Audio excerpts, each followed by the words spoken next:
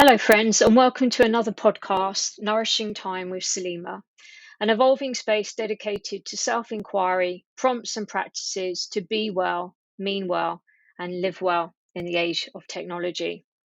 In today's episode, I'll be talking about how using the invisible commodity of boundaries can help you in the bid to simply just be. So let's get started.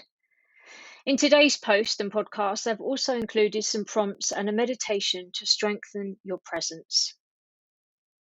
As we approach the bank holiday weekend here in the UK, most of us are looking forward to a slightly longer weekend to re-nourish ourselves, tempted by the illusion of time that affords us to pause, review, and reset. However, usually in our bid to feel we've accomplished something with our time off, we often skip this precious gift of allowing ourselves to just be, filling the time instead with other things and commitments, only to wind up feeling exhausted and in need of another holiday. Does that sound familiar? So, how about using this time instead to prioritize your chores and commitments while also factoring in some you time? Giving yourself permission to fade into your favorite cozy environment, a self retreat, a staycation of sorts, to just be you. In this piece, like I mentioned, I offer you a short meditation, effectively named Strengthen Your Presence, along with some prompts that will increase your receptivity to yourself, your intuition and wisdom, and relaxing and honoring your responses to people, places, and things, allowing a complete refresh and reset of your peace of mind. In my previous pieces, I've spoken about cultivating this manner or this thread of simplicity by looking at your daily structure and allowing that to weave in through your day to day activities. If you haven't seen that post, please head over to the previous posts on Substack and you can access them there if you're listening on iTunes or Spotify. Today, though, I want to go a bit further by touching upon how, by adding the concept of boundaries to the mix, may just help you in your bid to just be. First came across boundaries at university when I was studying psychology and coaching, and myself when I was in therapy. It was when I was in therapy, and with the combination of learning what I learned at uni, I began to see how the lack of them had affected certain behaviours in my own family as well as others. Boundaries are when you come into a resonance with your values, respected by others. Salima Value. However, not understanding what boundaries are and the lack of them can have a serious impact on our mental health and behaviours. For example, some of the conditions that I studied that can arise out of or increase as a result of not having boundaries are codependency, anger, addiction, and also personality disorders. I want to read this quote by an amazing coach called John Stibbs. And this was in my first year of uni when I was studying coaching psychology. He says, quite clearly and concisely, personal boundaries are the limits we set in relationships that allow us to protect ourselves from being manipulated by or embellished with emotionally needed others. Such boundaries come from having a good sense of our own self worth. John Stibbs.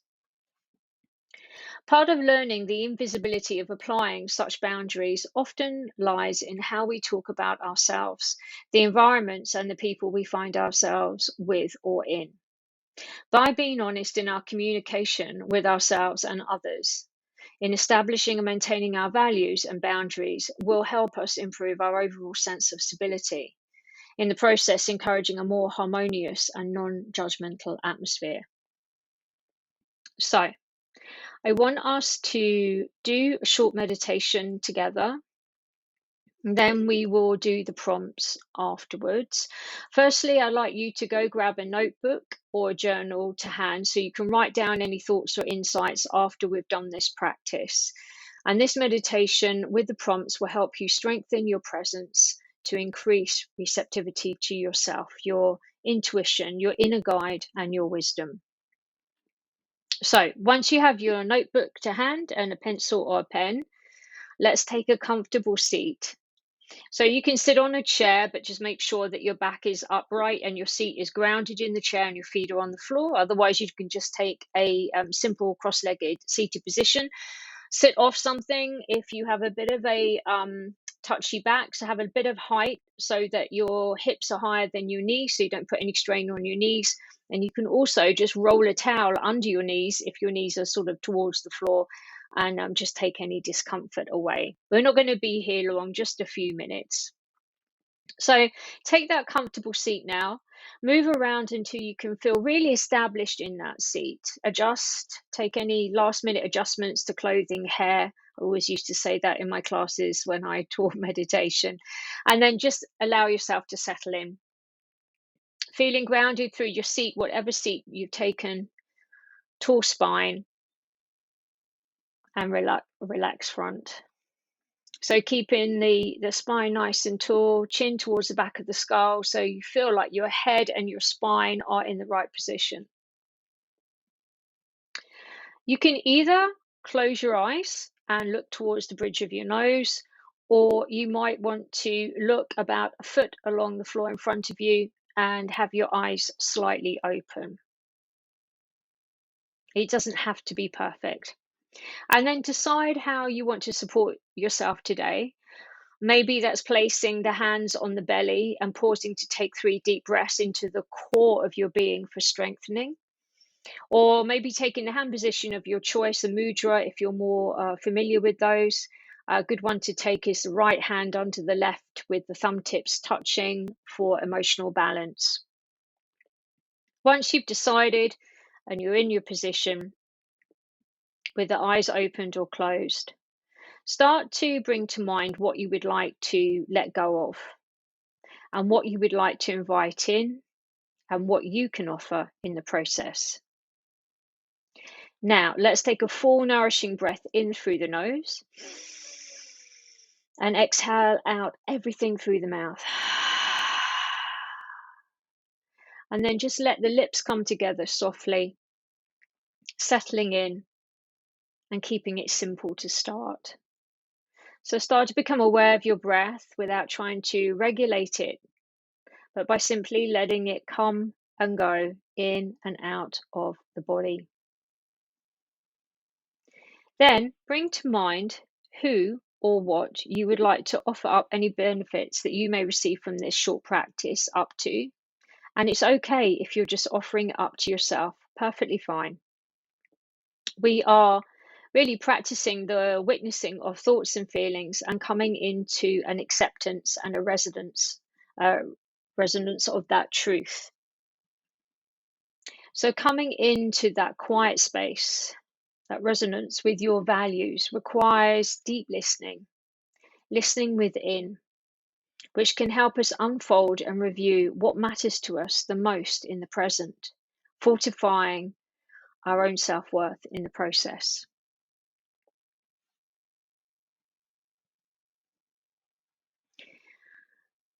Hold in your mind's eye this simple question: what area of your life would you like to bring more presence to? What area of your life would you like to bring more presence to? So just a few more minutes here.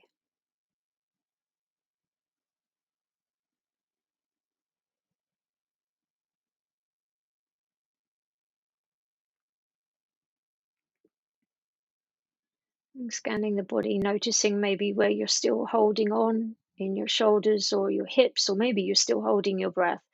What can you soften to make yourself more receptive? Can you start to soften the exterior edges of your mind as well as your body and come into a resonance with that?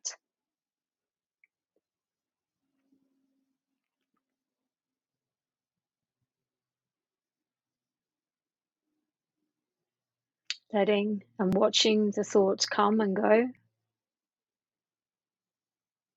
fleeting.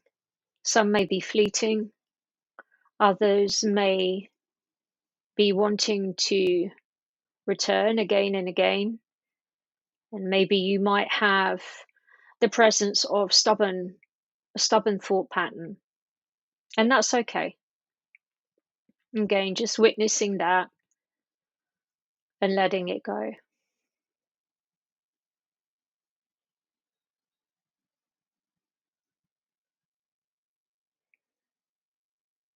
When we talk about thoughts coming and going, we can also relate that to our values. Our values change as our identity shifts. The values we once had may have changed, but maybe you're still living with the old values in the present, and maybe those values don't resonate anymore. So, what values resonate with you now? What values resonate with you now?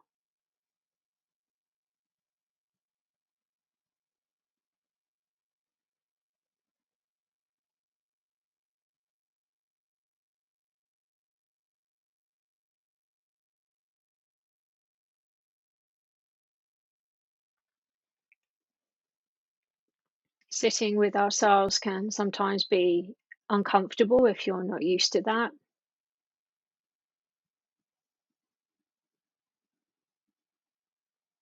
Just let it unfold.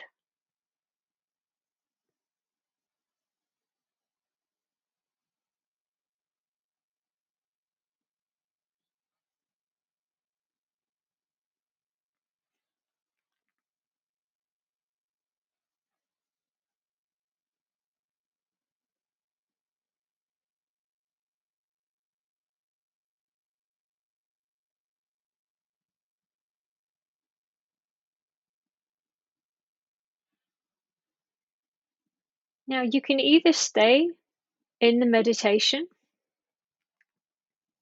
or you can start to slowly bring yourself back to the room if your eyes are closed.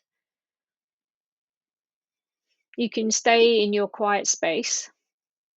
And I'm going to go through 8 prompts to strengthen your presence using values and boundaries as a baseline. So if you want to, you can grab your notebook and your pen now, or you can just listen to what I'm about to say, play it back at a later date, and then write some thoughts next to them. Number 1, does this environment harmonize with how I'm feeling and wanting to experience and see life? 2, if not, how can I express that more truthfully? 3, what matters in this moment, this experience, to me? 4, how do I want to feel? 5, why aren't I feeling happy about this? 6, am I saying yes or no just to keep the peace? 7, when do I need to say, no, thank you, this doesn't really work for me? 8, how can I ask for what feels right for me without causing offense? And number 8 is probably the hardest one. Number 8, how can I ask for what feels right for me without causing offense? We know that our words have meaning.